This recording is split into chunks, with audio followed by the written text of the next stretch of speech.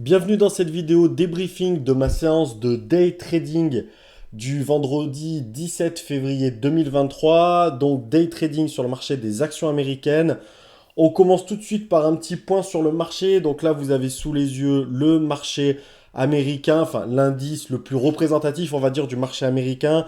J'entends le S&P 500 qui représente les 500 plus grosses boîtes américaines. Donc là, vous le voyez, c'est un marché qui a ouvert en gap baissier à moins 0,5%, je crois. Et un marché voilà, qui a une première forte tendance baissière. C'est sur cette tendance baissière, sur la première grosse demi-heure, que je prends la première opportunité, vous le verrez sur mRNA. Ensuite, il a retracé, il allait retaper son haut, le haut du cours de la journée. Il l'a même dépassé une fois, deux fois, puis après il est redescendu sur la dernière heure. Donc un marché, encore une fois, qui a eu des phases, comme bien souvent, pas une tendance linéaire sur toute la séance, en tout cas sur toute la matinée aux États-Unis.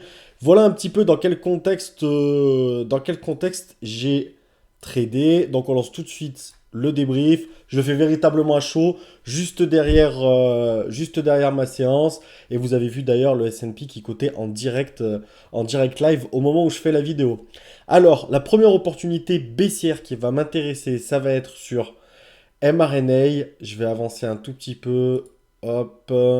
Donc voilà, vous voyez mRNA qui est sur votre écran en bas à droite. Ici, le graphique ici, donc une action qui ouvre pas loin d'un gap baissier de 5%. En dessous des 163, je trouve que c'est une belle opportunité. L'objectif serait donc de se positionner à, on va dire, 70 titres en dessous des 163 dollars. Pourquoi? Parce que j'ai un stop au-dessus des 166 dollars, ce qui me ferait une perte d'environ 210 dollars si le scénario se passe pas comme prévu. Et un objectif, par contre, d'aller taper les 160 dollars, ce qui ici ferait un gain équivalent d'à peu près 210 dollars. Donc on est toujours sur un risque-reward de 1 pour 1 et voilà, et c'est parti et on lance la séance. En plus on a le marché avec nous, donc vraiment plutôt confiant. Voilà, je me positionne, comme je l'ai dit, 70 titres, donc jusque là rien de particulier, un stop large au-dessus des 170 dollars. Je pense que c'est un bon stop. Ce que je veux dire par là quand je dis que c'est un bon stop, c'est un stop qui, s'il est cassé, pour moi le scénario est vraiment plus valable et il y a peu de chances que ça aille dans mon sens par la suite. Donc voilà, je vais laisser défiler un petit peu, mais pas tout le trade, parce que je l'ai tenu assez longtemps finalement. Vous voyez, juste à côté sur XP, on avait une opportunité qui était pas mal, elle est bien descendue. Il y avait une petite consolidation ici, à la limite c'était ici qu'il aurait fallu la prendre, mais comme j'étais déjà positionné sur mRNA, je ne l'ai pas prise malheureusement. Donc sur mRNA, voilà, on y retourne une deuxième fois. J'ai failli ici augmenter ma position, comme j'ai fait ces derniers temps, mais je sais pas, même si le marché est en belle tendance baissière, je trouvais mRNA et Moderna, c'est l'action Moderna, le laboratoire Moderna, je trouvais l'action mRNA assez balbutiante, assez hésitante en réalité. Et du coup, j'ai pas préféré me augmenter ma position. Donc là, dans un premier temps, elle casse magnifique, elle va vers les 161 dollars. Elle casse les 161 dollars, je me dis parfait, on va atteindre l'objectif des 160 dollars. Et malheureusement, non, elle y va pas aux 160 dollars. Et je vais la tenir longtemps parce qu'elle va beaucoup, beaucoup. Donc je me permets d'avancer un petit peu. Elle va beaucoup, beaucoup, beaucoup tergiverser. Voilà. Je la tiens pas loin de quoi? D'au moins 45 minutes quasiment, je pense, l'action. Pour finalement assister, comme vous l'avez vu sur le marché que je vous ai montré au tout début de la vidéo, sur une remontée du marché. Donc, qui dit remontée du marché, dit bien souvent, ça entraîne toutes les actions. Et mRNA n'a pas fait exception. Et du coup, je suis sorti juste avant la cassure des 63 dollars. Donc, vraiment juste avant mon point d'entrée tout à l'heure. Donc, je perds pas sur mRNA finalement. Je vais vous laisser la sortie. Hop, hop, hop, un tout petit un poil avant. Ouais, on est pas mal. Voilà, je vais vous laisser la sortie du trade. Donc là, je suis toujours positionné et je vois que le marché se retourne à ce moment-là. Je me dis, c'est plus valable. Je sors là juste avant qu'elle casse les 163. Donc, bonne sortie, plutôt bonne gestion du trade. Est-ce que l'objectif était trop ambitieux? Je pense pas. Je pense que c'était un bon objectif. Vraiment, j'ai rien à me reprocher sur ce trade. Je perds assez peu. Enfin, je perds même pas du tout, puisque je prends 26 dollars, ce qui est des cacahuètes, mais voilà. Donc moi, c'est pas ce trade aujourd'hui qui me pose souci, comme vous l'avez vu sur le titre de la miniature. Ce qui me gonfle, c'est le dernier trade que je fais, que je trouve moisi, mais moisi. Bon, à la limite explicable, mais franchement moisi. Pourquoi je dis moisi? On va y aller tout de suite. En plus, je l'ai fait tard. Voilà, on revient un peu en arrière. Trade. Alors, je vais vous mettre l'action correctement ici. Hop là, voilà. Donc, trade sur l'action AEM. Pourquoi l'action AEM? Bon, ben, une belle action baissière. C'est une action, une entreprise qui a des mines d'or. C'est une action qui est dans l'or.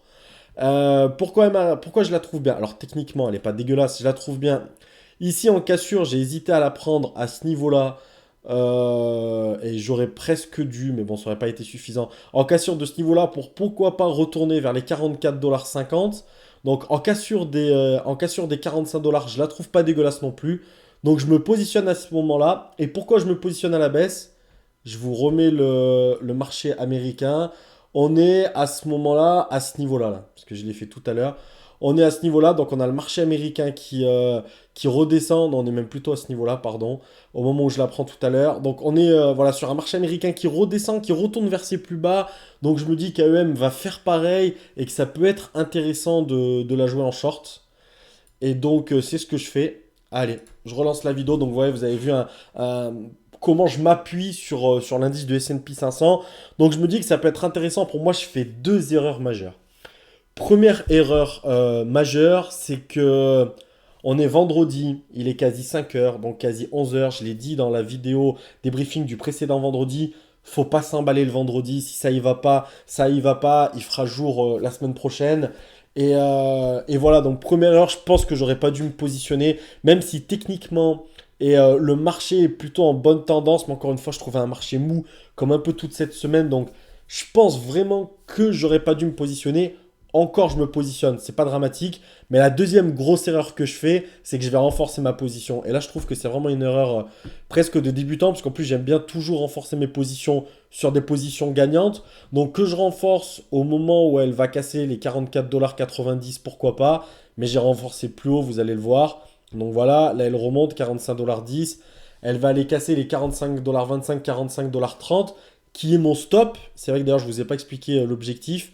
Donc je me positionne autour des 45 $. L'objectif c'est d'aller taper les 44,50 $. Et donc à 400 titres, donc ça ferait 200 $ de gain. Et sortir au-dessus des 45,30 $. Donc ça ferait à peu près 120 $ de perte. Donc un ratio de quasi, un risque-reward de quasi 1 pour 2, pas dégueulasse en soi. Encore une fois, techniquement, pas affreuse. Même si moi ce qui me gêne, c'est à l'heure à laquelle elle a été prise et le jour à laquelle a été pris le trade. Donc voilà, un vendredi, j'aurais dû, je pense, faire preuve de retenue et me dire, voilà, en plus la semaine a été bonne jusque-là. Bon, elle n'est pas dégueulasse non plus, je vous le dirai juste après, mais voilà quoi, c'est dommage, je pense que c'est un trade évitable. Vraiment évitable. Et voilà, donc là, vous voyez, l'action remonte vers les 45,25 $. Elle va casser les 45,25 $, 45,30 $.